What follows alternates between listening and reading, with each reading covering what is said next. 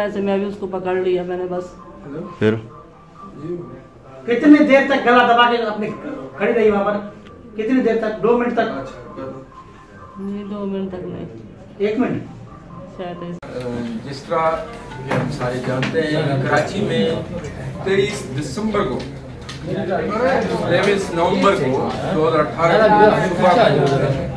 International level का वाक़या हुआ था। चाइनीज़ काउंसिल कराची के इलाके शाह लतीफ़ कॉलोनी में सोरहन पारा कत्ल कयल 3 साला रुबीना ज़ाल गुलाम हुसैन के कत्ल के केस में ॾेराणी निकिती। मुलज़िमा लतीफ़ा के पुलिस गिरफ़्तार करे संदन ॾोह जो इतराफ़ कराए वरितो। मक़तूला रुबीना जा वारिस नवाबशाह में आहिनि। पुलिस पारां अहिड़ो इतला बि वासन के कयो वियो आहे।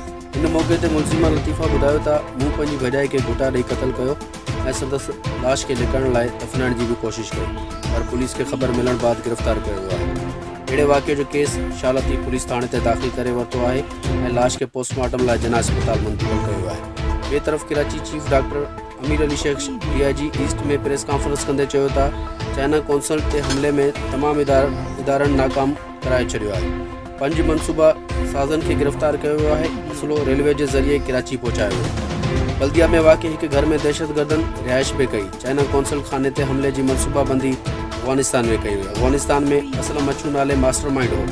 एडिशनल IG डॉक्टर अमीर अली शेख चयो त इन मनसूबा के पुठियां भारतीय खुफिया एजेंसियों समेत अफगानिस्तान भी मुलवस है।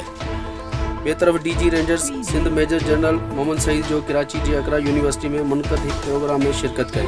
मुनक़द प्रोग्राम में अकरा यूनिवर्सिटी यूथ पार्लियामेंट के 3rd सेशन में मेहमान ख़ास तौर घुराया वियो। DG रेंजर सिंध के अकरा यूनिवर्सिटी के चेयरमैन हुनैंद लाखानी आदरभाव कयो। इन मौके ते DG ranger Sindh M Mohammad Saeed खिताब कंदे चयो त कराची ऑपरेशन का पोइ काफ़ी अमन अमान की बेहतरी थी है। इन सिलसिले में वधिक पाकिस्तान सिंध रेंजर्स जोगा कदम खणंदी। DG रेंजर सिंध चयो त हर शहरी की ज़िम्मेवारी है त हू पंहिंजी मुआशरे में मुल्क के तामीर और तरक्की लाइ भरपूर किरदार अदा करे, जॾहिं त नौजवान पंहिंजूं सलाहियतुनि खे उजागर करे समाजी खिदमत। ॿिए तरफ़ north Karachi UC number 14 sector 11E Fatima colony में गंदगी जा ढेर लगी विया।